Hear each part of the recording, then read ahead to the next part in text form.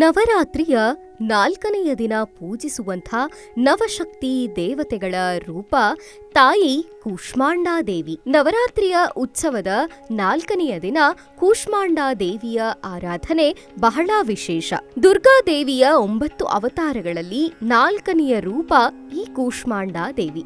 ದೇವಿಯ ಆರಾಧನೆಯನ್ನ ಮಾಡಿದ್ರೆ ನಮ್ಮ ಬುದ್ಧಿವಂತಿಕೆ ಹೆಚ್ಚಾಗತ್ತೆ, ಅಭಿವೃದ್ಧಿ ಸಿದ್ಧಿಯಾಗತ್ತೆ ಅನ್ನುವಂಥ ನಂಬಿಕೆ ಇದೆ. ಹಾಗಾಗಿ ಜೀವನದಲ್ಲಿ ಯಾವುದೇ ಒಳ್ಳೆಯ ನಿರ್ಧಾರ ಅಥವಾ ಕಠಿಣ ನಿರ್ಧಾರಗಳನ್ನ ತೆಗೆದುಕೊಳ್ಳುವಾಗ ಈ ದೇವಿಯ ಅನುಗ್ರಹ ಬೇಕೇ ಬೇಕು. ಕೂಷ್ಮಾಂಡಾ ಎಂದರೆ ಏನು ಗೊತ್ತಾ? ಇದರ ಹೆಸರನ್ನ ಗಮನಿಸೋದಾದ್ರೆ ಕು ಎಂದರೆ ಸ್ವಲ್ಪ, ಊಷ್ಮ ಎಂದರೆ ಉಷ್ಣತೆ ಅಥವಾ ಶಕ್ತಿ ಅಂತ. ಕೂಷ್ಮಾಂಡಾ ದೇವಿ ಅಪಾರ ಶಕ್ತಿಯನ್ನ ಪ್ರತಿನಿಧಿಸ್ತಾಳೆ. ಈಕೆಗೆ ಪೂದುಗುಂಬಳ ಅಥವಾ ಕುಮುದ ಎಂದರೆ ಬಹಳ ಇಷ್ಟ ಅಂತ ಹೇಳ್ತಾರೆ.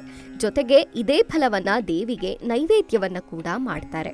ಇನ್ನು ಕೂಷ್ಮಾಂಡಾ ದೇವಿಗೆ ಇದನ್ನ ಬಲಿ ಕೊಡುವಂತಹ ಸಂಪ್ರದಾಯವೂ ಕೂಡ ಇದೆ. ಇನ್ನು ನವರಾತ್ರಿಯಲ್ಲಿ ವಿಶೇಷವಾಗಿ ಕೂಷ್ಮಾಂಡ ದೇವಿಯನ್ನ ಪೂಜಿಸೋದ್ರಿಂದ ನಮ್ಮ ಎಲ್ಲ ರೋಗಗಳು ನಿವಾರಣೆಯಾಗತ್ತೆ, ದುಃಖಗಳು ದೂರವಾಗತ್ತೆ, ಭಯಗಳು ಕೂಡ ದೂರವಾಗತ್ತೆ ಅನ್ನುವಂಥ ನಂಬಿಕೆ ಇದೆ. ಹಾಗಾಗಿ ದೇವಿಯ ಅನುಗ್ರಹವನ್ನ ಪಡೀಲಿಕ್ಕೆ ಬಯಸಿದಂಥವರು ಖಂಡಿತವಾಗಿಯೂ ನವರಾತ್ರಿಯ ಈ 4ನೆಯ ದಿನದಲ್ಲಿ ಕೂಷ್ಮಾಂಡಾ ದೇವಿಯ ಆರಾಧನೆ ಮಾಡಲೇಬೇಕು.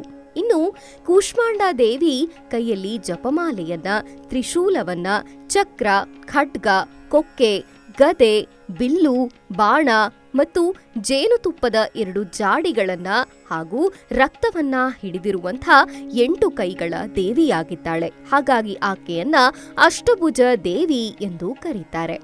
ಕೈಯಲ್ಲಿ ಜಪಮಾಲೆಯನ್ನ ಹಿಡಿದು ಸಿಂಹದ ಮೇಲೆ ಸವಾರಿ ಮಾಡಿಕೊಂಡು ಬರುವ ಕೂಷ್ಮಾಂಡಾ ದೇವಿ ಮಂದಸ್ಮಿತ ವದನಳಾಗಿ ಸಕಲ ಭಕ್ತರಿಗೆ ಅಭಯ ನೀಡುವಂಥ ಅಭಯದೇವಿಯಾಗಿದ್ದಾಳೆ.